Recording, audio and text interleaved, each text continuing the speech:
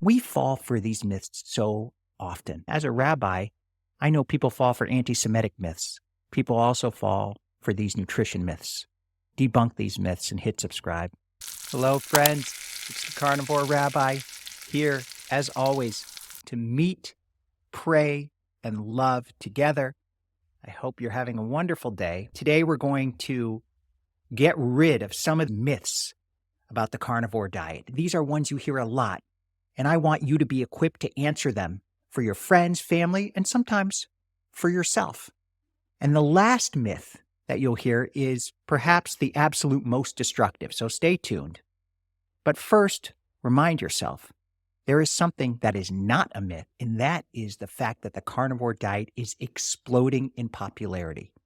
So hit that subscribe button, stay tuned so that you can answer these myths. First myth, my cholesterol will go sky high, and that's a big threat for heart disease. Now, I'm not a doctor, and this is not medical advice, but the cholesterol myth has been debunked for decades. The most recent study suggests that higher total cholesterol means living longer. Even insurance companies no longer penalize people for high LDL. That's the bad cholesterol. We've been fed a cholesterol myth. I'm sure many disagree, and this will be a continuing point of debate, but there's more and more evidence about cholesterol not being harmful at all. I've got sky-high cholesterol and a perfect calcium score. I've never felt better or more calm. Check out the Carnivore Calm video that I did to see the ways that cholesterol actually gives us extraordinary peace of mind. Second myth, we consume too much fat on the carnivore diet. I find the opposite is actually true. Often, when we begin especially, we don't consume enough fat. We focus on too much lean meat. I had a wonderful conversation yesterday with Philip Meese, founder of the Carnivore Bar, and he talked extensively about the way when he started to consume the right amount of fat, often the 80-20 ratio, he felt incredibly better. Our culture's programmed us to want lean meat. But when we get enough fat, when we eat fatty meat or eat a ribeye with butter, we feel so much better. We also stay full for longer. We end up eating the right amount of food. Fat is filling. Fat is energizing. My carnivore success shifted when I focused more on fat. Eat the fat first. Don't worry about it. It will actually help you lose weight if that's what you're aiming for, and feel more energized and just simply feel better. Third myth, the carnivore diet is nutritionally deficient. The carnivore diet, many say, lacks fiber, nutrients, plant compounds. This is a very popular criticism. I hear the fiber one all the time. First of all, this might be TMI, too much information, but I've never had an easier time pooping than on the carnivore diet. There's no pain. And in fact, this also might be TMI, but aside from the first few weeks, my toilet paper use is way down as a carnivore. It's truly remarkable, and it makes sense. Our ancestors didn't have toilet paper. We only need so much of it today. Remember the toilet paper scare at the beginning of the pandemic? We only need so much of it today because of the standard American diet and what it does to our guts. Now, beyond fiber, carnivore diet gives us the most nutrient-dense diet imaginable. Animal products, including red meat, especially red meat, but also seafood, organ meats, full-fat dairy, if you consume dairy, are the most nutrient-dense food on earth. And these nutrients are bioavailable to us in meat in ways they are not from vegetables or supplements. As Dr. Kiltz puts it, despite the, quote, balanced diet dogma, from a nutritional perspective, plants are completely non-essential. Animal-based foods provide so much more than the fat and protein that most people think of. So true. We need the fat and we need the nutrients. Fourth myth, it's bad for the environment. They say the carnivore diet is unsustainable and it hurts, it destroys nature destroys land and animals, and is abusive and hurts the environment, promotes global warming. I'm so sick of this criticism. In fact, it needs an entire video series because it could not be more wrong. One book I highly recommend is called The Vegetarian Myth by Lierre Keith. She is a former vegan and talks about the ways monocropping and growing wheat and vegetables destroy more land and more life than raising animals by an exponential amount. Just a simple personal illustration of the way becoming a carnivore for me has reduced my environmental impact. Most of the meat that I buy comes from the same farm in Wisconsin. Probably a little more than one cow over a year. I probably eat a little more because I love meat, I love eating. But all these animals, the one cow that I eat a year plus a little bit is in the same pasture, the same place. The typical standard American diet combines dozens of countries, supply chains, trucking, packaging. That all goes into our processed food. What kind of way of eating do you think is better for the environment? And then all the fears about the methane in the air from cows, cow farts, is wrong. They actually refertilize the land. And the methane doesn't get high enough. It's just an entire myth. These environmental misunderstandings about cows and the carnivore diet are almost as bad as the nutritional understanding. And the impacts are just as bad as well. In fact, promoting veganism and vegetarianism is hurting the environment even more. We should encourage regenerative farming. Regenerative farming regenerates the land. It sustains land rather than destroys it with monocropping. The bigger principle, a spiritual principle here, is that nature is a lot smarter than what we give it credit for. Human beings have lived for millions of years eating meat. It's only when we stopped eating as much meat and started producing fake foods that we have these environmental crises. Fifth myth, carnivore causes scurvy. This is incredibly dumb. The carnivore diet doesn't cause scurvy because vitamin C, which prevents scurvy, is available in animal products. And all the scurvy myths came from rotten meat, not the fact that people were eating meat.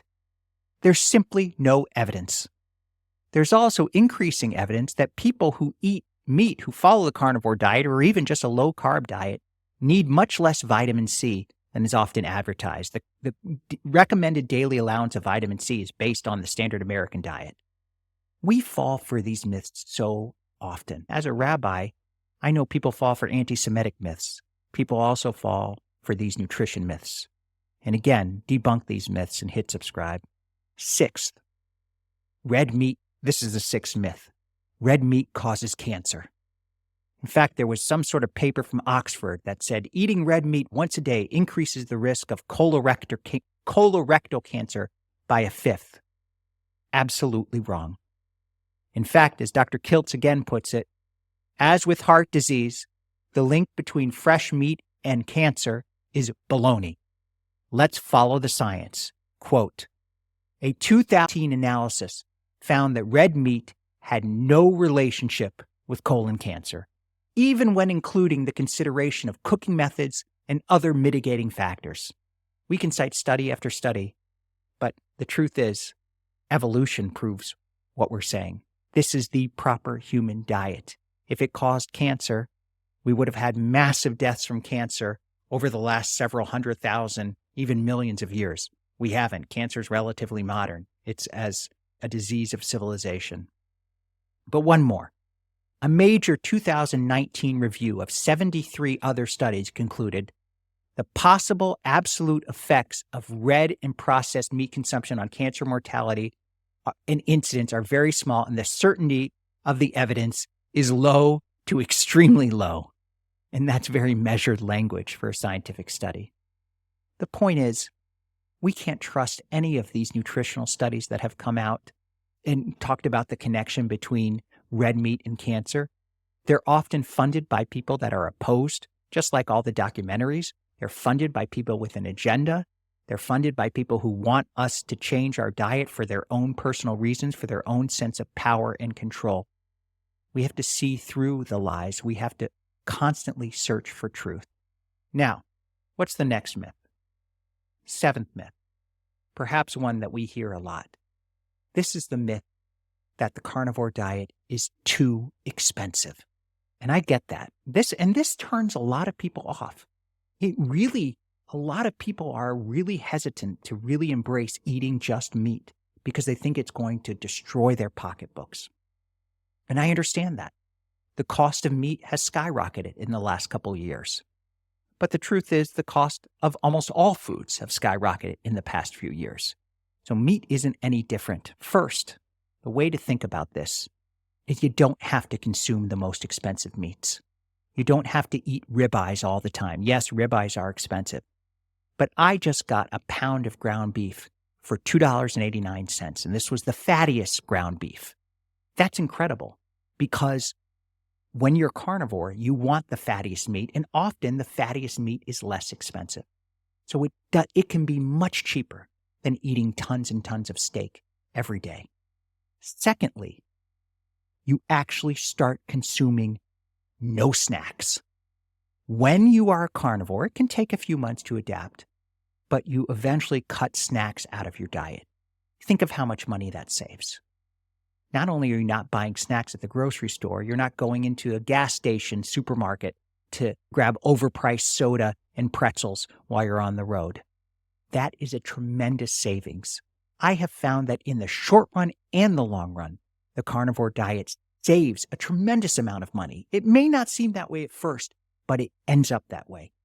Perhaps the biggest long-term savings is in our medical costs. Think about how much money healthcare costs consume, especially near the end of life. When we are following the proper human diet and we are healthy and we are sustainable and we're not getting those illnesses that are associated with eating processed foods and sugar, think of how much money we save, not to mention time. The amount of time that we're not in the hospital, we're not worrying about our health, we're not consuming foods, we're not going out to eat. We end up saving a tremendous amount of money as carnivores. Ask anyone who's been a long-term carnivore, maybe a year or more, and you will see that over and over again. And there's a deeper spiritual principle at work here in shattering all 7 of these myths. And that principle is long-term versus short-term. So much of the way we think in our culture is short-term. Even the financial markets, the short-term earnings report, stock pops here, we're worrying about these quarterly reports. But true success and true happiness and true health thinks long-term. And that's what the carnivore diet does. It positions us to thrive and survive in the long term. I think about the story of Moses. At the end of the Torah in the book of Deuteronomy, the Israelites are about to go into the land, and you would expect when they're going into the land, they're going to have to prepare to fight all the Canaanites who lived in the land. But Moses doesn't talk about the short term. He talks about the long term. He says, prepare to educate the next generation. Think about, he says, teach them unto thy children. Teach what God says. Teach these principles. Teach the Torah, the lessons, the learning to the next generation. Think about the long term. And carnivore is a long-term way of thinking.